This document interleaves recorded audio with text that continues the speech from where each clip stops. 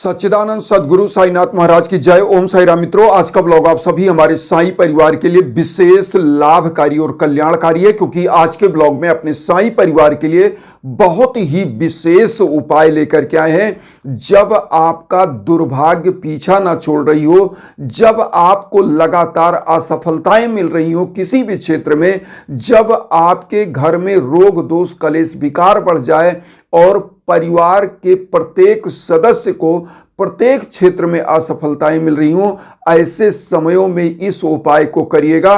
बाबा साक्षात आपका मार्गदर्शन करेंगे, सफलता 100% आपको बाबा प्रदान करेंगे, निश्चित रूप से आपका कल्याण होगा। आज इस उपाय को बताने से पहले साईं सच्चरित्र की एक छोटी सी लीला का हम वर्णन करेंगे, जो श्री अंबेडकर जी की कथा है। ये अध्याय 26 का कथा है, चैप्टर नंबर 26 में। जो बाबा के एक बहुत ही अनन्य भक्त थे, गोपाल नारायण अंबेडकर जी, जो आबकारी विभाग में कार्यरत थे। रिटायरमेंट के बाद उनका जीवन क्या हुआ कि एकदम से आर्थिक स्थिति डैमेज हो गया और बहुत ही निराश हताश रहने लगे। एक बार उनके मन में यह विचार आया कि हम पति पत्नी शिरडी जाएंगे और वहां जाकर आत्महत्या कर लेंगे। वह शिरडी आए अपनी पत्नी के साथ और वहाँ काफ़ी दिनों तक रहे। अपने दुख और पीड़ाओं को वह बाबा से डेली बताते थे। लेकिन एक दिन उनके मन में ऐसा भाव आया कि मैं दीक्षित वाले के समीप एक कुआं था, वो सोचे कि बैलगाड़ी से हम जाते हैं और वहाँ पर जा करके आत्महत्या कर लेंगे उसी कुएं में। हुआ क्या कि जैसे ही उनके मन में यह विचार आ रहा था, उसी समय एक वहाँ के जो है भोजनालय के व्यक्ति थे, जो वहाँ पर अपना होटल वगैरह चलाते थे, वह उनके पास अचानक ही अकारण ही आके पहुँचे और उन्होंने कहा कि क्या आपने अक्कलकोट महाराज का नाम सुना है? तो उन्होंने कहा कि हाँ सुना है। तो उन्होंने कहा ये लीजिए, उनकी एक जीवनी थोड़ी सी आप पढ़ लीजिए। उस अक्कलकोट महाराज की वह किताब वह पढ़ रहे थे, उसमें एक कथा का वर्णन आया कि एक व्यक्ति था जो असाध्य रोग से पीड़ित था और वह बहुत ही जीवन से हताश और निराश हो चुका था। वह आत्महत्या का सोच रहा था कुएं में कूदकर। अब बाबा का देखिए संकेत क्या होता है। सेम उन्हीं की कहानी अक्कलकोट महाराज के उस किताब में वर्णित हो गया और उनको वह संकेत प्राप्त हो गया। वरना अंबेडकर जी महाराज को मरे हुए काफ़ी साल हो जाते और उनकी लीला ही समाप्त हो जाती। लेकिन बाबा ने अपनी लीला करी, अपनी लीलाओं के माध्यम से उनका जान बचाया। तो वो समझ गए, मन ही मन वह बहुत ही प्रसन्न हुए कि बाबा जो कहना चाहते हैं कि हमारे पूर्व जन्मों का जो पाप है, इस जन्म में अगर हम भोग लेंगे तो हमारी मुक्ति हो जाएगी, पुनर्जन्म की प्राप्ति नहीं होगी। अब यह सब विचार उनके मन में जब आया तो वह अपने जीवन को बचा लिए, वह कूदे नहीं, अब आत्महत्या नहीं किए। और वह जो गोपाल नारायण अंबेडकर जी, ज्योतिष शास्त्र का अध्ययन उन्होंने किया। अध्ययन करने के बाद ज्योतिष शास्त्र में इतना निपुण हो गए कि उन्होंने बहुत सारा धन अर्जन किया। वह धन के अभाव में ही आत्महत्या कर रहे थे। तो बाबा ने ऐसी कृपा करी कि ज्योतिष में बहुत बड़े वह पारंगत हो गए, ज्योतिष शास्त्र में, और इतना धन अर्जन किया कि उनका जीवन सुखमय और वह सदा सदा के लिए बाबा के अनन्य भक्तों में से एक हो गए। जो पुणे के रहने वाले गोपाल नारायण अंबेडकर जी थे। आप इस कथा को पढ़ सकते हैं चैप्टर नंबर 26 में। तो आज जो हम उपाय लेकर के आए हैं, मैं आज आपको बता दूं, बाबा साक्षात आपका मार्गदर्शन करेंगे। उपाय क्या है आइए जानते हैं। देखिए, जब आपको किसी भी क्षेत्र में लगातार असफलताएं मिल रही हों, जब आपका जीवन आर्थिक रूप से एकदम डैमेज चल रहा हो, ऐसे समयों में किसी भी कार्य में अगर आप जा रहे हैं, लगातार असफलताएं मिल रही हैं, लगातार आपको असफलताएं मिल रही हैं, कहीं भी आप जाते हैं किसी भी कार्य क्षेत्र में, ऐसे समयों में इस उपाय को करके देखिएगा, 100% सफलता बाबा देंगे और आपका मार्गदर्शन भी बाबा करेंगे। क्योंकि बाबा ने स्वयं कहा है, जैसे अभी हमने आपको कथा सुनाया गोपाल नारायण अंबेडकर जी का, साईं सच्चरित्र की बाबा की लीला की, ऐसे ही बाबा आपको संकेत देंगे, आपका मार्गदर्शन करेंगे। तो अब करना क्या है, उपाय समझिए। जब आपके जीवन में ऐसी चीज़ें चल रही हों, आर्थिक डैमेज हो, मतलब आपको बिजनेस व्यापार में घाटा लग रहा हो, घर परिवार में कलह, रोग दोष कलेश विकार चल रहा हो, ऐसे समयों में क्या करना है?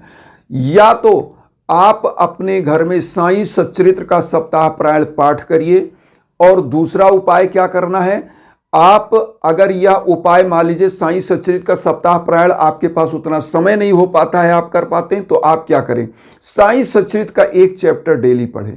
और यहां पर एक काम करें, जब आप किसी भी गंतव्य क्षेत्र में जाएं, कहीं भी, जहां भी आप कार्य क्षेत्र में जा रहे हैं, जहां असफलताएं मिल रही हैं, जाने से पहले एक काम करें, डेली 5 मिनट की केवल पूजा। हम ये भी नहीं कहते हैं आप दिन रात माला जप करिए। देखिए, साईं प्रसन्न कब होते हैं, जब आप अपने कर्म क्षेत्र में रहते हुए और उनका स्मरण करते हैं, तो साईं अति प्रसन्न होते हैं, क्योंकि कर्म प्रधान विश्व करि राखा, वही है वही जो राम रच राखा। कर्म प्रधान है, कर्म करोगे तभी वह चीज मिलेगा। तो साईं कहते हैं हम कर्म को छोड़ने की बात नहीं कहते, आपको जो कर्म मिला है वह कर्म करिए और हमारा स्मरण करिए। तो आपको करना क्या है, 5 मिनट सबके पास होता है, कितना भी बिजी लाइफ हो, बस आप अपने घर के पूजा कक्ष में जाएंगे, क्या करेंगे, आपको वह चीज कंठस्थ हो जाएगी। हम बार बार कहते हैं साईं चालीसा, साईं बावनी, 11 वचन बाबा का आरती कर लीजिए, कहीं भी जाइए बाबा की ऊदी मस्तक पर लगाकर।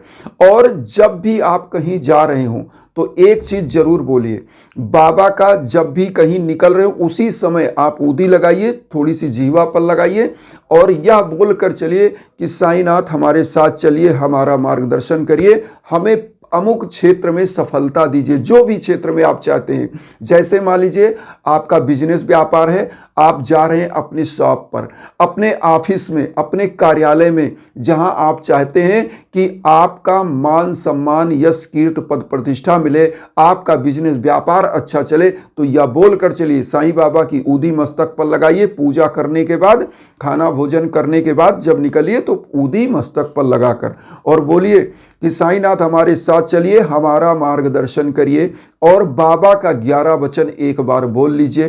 क्या बोलना है? 11 वचन आप सब लोगों को पता होगा, जिनको नहीं पता है उन लोगों के लिए हम बता दें, अपने बंधु बांधवों के लिए। बाबा का 11 वचन अपने आप में 11 वचन है, जो साईं सच्चरित्र की सार के रूप में यह 11 वचन है, और बाबा ने स्वयं यह वचन दिया है, जो शिरडी में आएगा आपत दूर भगाएगा, चढ़े समाधि की सीढ़ी पर, पैर तले दुख की पीढ़ी पर, त्याग शरीर चला जाऊंगा, भक्त हेतु दौड़ा आऊंगा, मन में रखना दृढ़ विश्वास, करे समाधि पूरी आस, मुझे सदा जीवित ही जानो, अनुभव करो सत्य पहचानो, मेरी शरण आ खाली जाए हो तो कोई मुझे बताए, जैसा भाव रहा जिस जन का वैसा रूप हुआ मेरे मन का, भार तुम्हारा मुझ पर होगा, वचन न मेरा झूठा होगा, असहायता लो भरपूर, जो मांगा हुआ नहीं है दूर, मुझ में लीन वचन मन काया, उसका ऋण ना कभी चुकाया, धन्य धन्य वह भक्त अनन्य, मेरी शरण तज ले नानन। ये बाबा का 11 वचन बोलिएगा और इससे आपका कॉन्फिडेंस एकदम बूस्ट हो जाएगा। और जान लीजिए, इस पूरे जीवन में केवल और केवल कॉन्फिडेंस का खेल है। कहीं भी आप सफल होना चाहते हैं तो केवल और केवल कॉन्फिडेंस। अगर आपके अंदर आत्मविश्वास से आप लवरेज हैं, आत्मविश्वास का मतलब यह होता है अहंकार वाला आत्मविश्वास नहीं, आत्मविश्वास मतलब प्रभु के सानिध्य में आत्मविश्वास, अपने कर्म पर विश्वास, तो निश्चित रूप से आप सफल होंगे ही होंगे। यहां पर एक छोटी सी कहानी मैं बता दूं, हमारे साथ एक ऐसे ही अनन्य साईं भक्ता जुड़ी थी, जो दिल्ली की रहने वाली, उनके पति का डेथ हो गया, और उनके पति का जब डेथ हुआ उसके बाद वह हमसे जुड़ी, और मैं आपको बता दूं वह बहुत ही कष्ट में थी। उनकी एज भी ज़्यादा नहीं, ज़्यादा से ज़्यादा 48 साल की, 48 ईयर्स की एज, और उनके पति का डेथ हो गया जो दिल्ली पुलिस में थे। और हुआ क्या कि उनका जो बेटा था एक, वह भी दारू शराब और गलत संगतियों में पड़ गया। और मैंने उनको बताया कि केवल आप बाबा की पूजा करते रहिए, कि बाबा की ऊदी लगाते रहिए, बाबा के सानिध्य में बैठकर साईं सच्चरित्र का सप्ताह प्रायण पाठ करिए, आपके सब कुछ दशा और दिशा बदलेंगे, बाबा बदलेंगे, क्योंकि हमारी सामर्थ्य नहीं है, आपकी सामर्थ्य नहीं है, हम लोग केवल माध्यम है। और मैं आपको बताता हूं कि उनके पति का डेथ हुए साल भर नहीं हुआ, प्रभु की कृपा ऐसी हुई कि उनकी आर्थिक स्थिति किस रूप में बदली।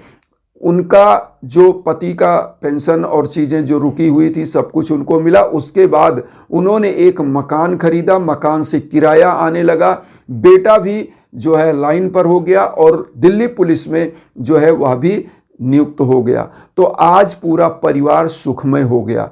तो मैं यह कहना चाहता हूं कि देखिए, बाबा के ऊपर विश्वास, और उनके लिए हमने यज्ञ याजन हवन पूजन बहुत किए, उनके कॉन्फिडेंस के लिए कि उनका कॉन्फिडेंस अच्छा बढ़े, और बाबा की कृपा बनी, उनका आज जीवन बहुत सुखमय है।